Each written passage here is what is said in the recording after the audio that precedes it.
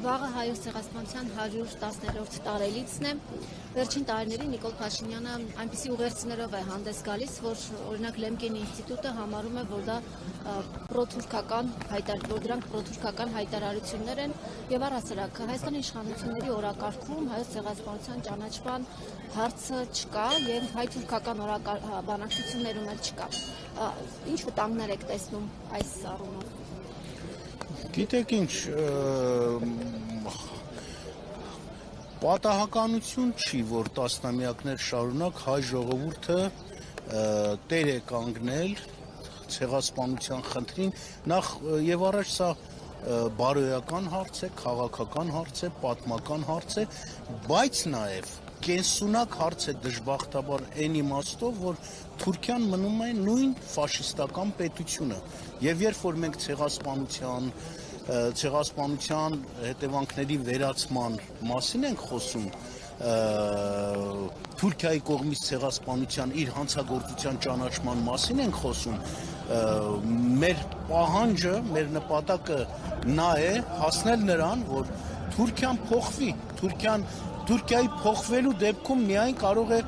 նա դադարել լինելուց այդ ֆաշիստական պետությունը։ Հիմա բնականաբար Թուրքիան տասնամյակներով պայքարել է մեր պայքարի դեմ, հակադարձել է, դիմակայել է այդ պայքարին, կարողացան գտնել մի ուժի, հայկական մի ուժի, թուրքամետ մի ուժի, որ ինքը հրաժարվում է այս հարցից եւ այն ինչ որ տարբեր առիթներով Փաշինյանն ասում է, պատահականություն չի, այսինքն տարիների ընթացքում դա բխում է իր հետևողական, ուրեմն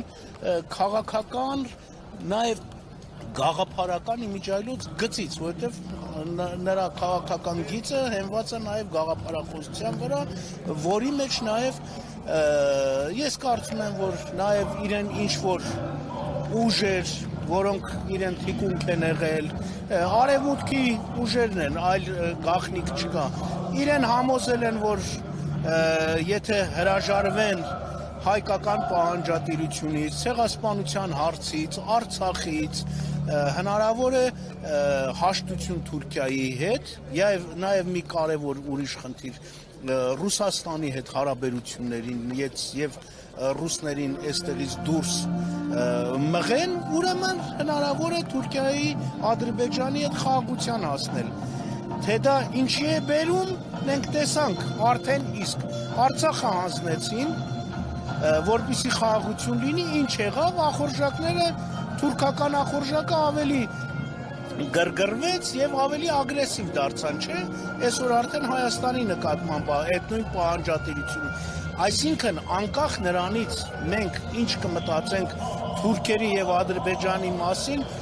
իրենք Հայաստանի հայ ժողովրդի նկատմամբ ունեն իրենց ռազմավարական մոտեցումը, ռազմավարական նպատակները, մենք իրենց խանգարում ենք, մենք իրենց ճանապարհի վրա ենք, ուրեմն հայ ժողովուրդը որպես գործոն պիտի դադարի գոյություն ունենալուց։ Նիկոլ Փաշինյանի պարտվողականությունը ուղղակիորեն տանում է Հայաստանի կործանմանը,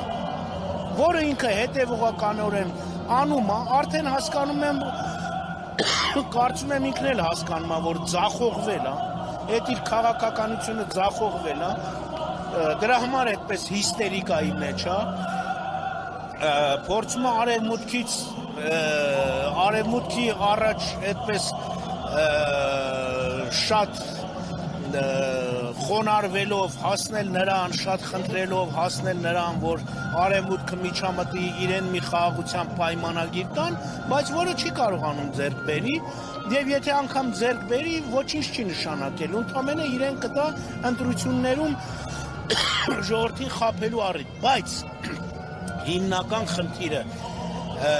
ցեղասպանության հետապնդումը հայ ժողովրդի կողմից, դա իր ապագայի անվտանգության, այսօրվա եւ ապագայի անվտանգության հետ է կապված, ոչ թե պարզապես տուրք տալը անցյալին, մենք դա էլ պիտի անենք, բարոյական, քաղաքական, պատմական հարցը, բայց առաջին հերթին հայ ժողովրդի անվտանգությունը ապահովելու հարցը, որովհետեւ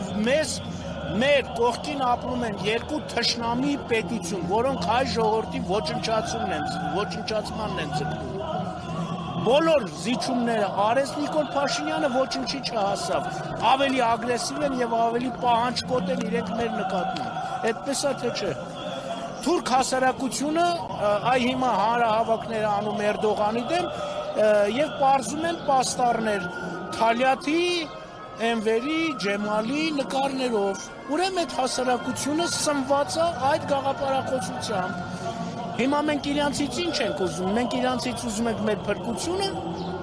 մենք մերժում ենք մեր ավանդական քաղաքական գաղափարական մոտեցումները եւ հրեշից խաղաղություն ենք ուզում։ Մեր թշնամուց, մեր դեմ ագրեսիվ տրամադրված պետություններից մեր խաղաղությունն ենք ուզում։ Սա է անում Նիկոլ Փաշինյանը եւ չեմ կարծում, որ պատճառը նա է, որ ապուշ է։ Պարզապես անկախ քաղաքական գործիչ չի, ազգային քաղաքական գործիչ չի, իր թիմի հետ միասին։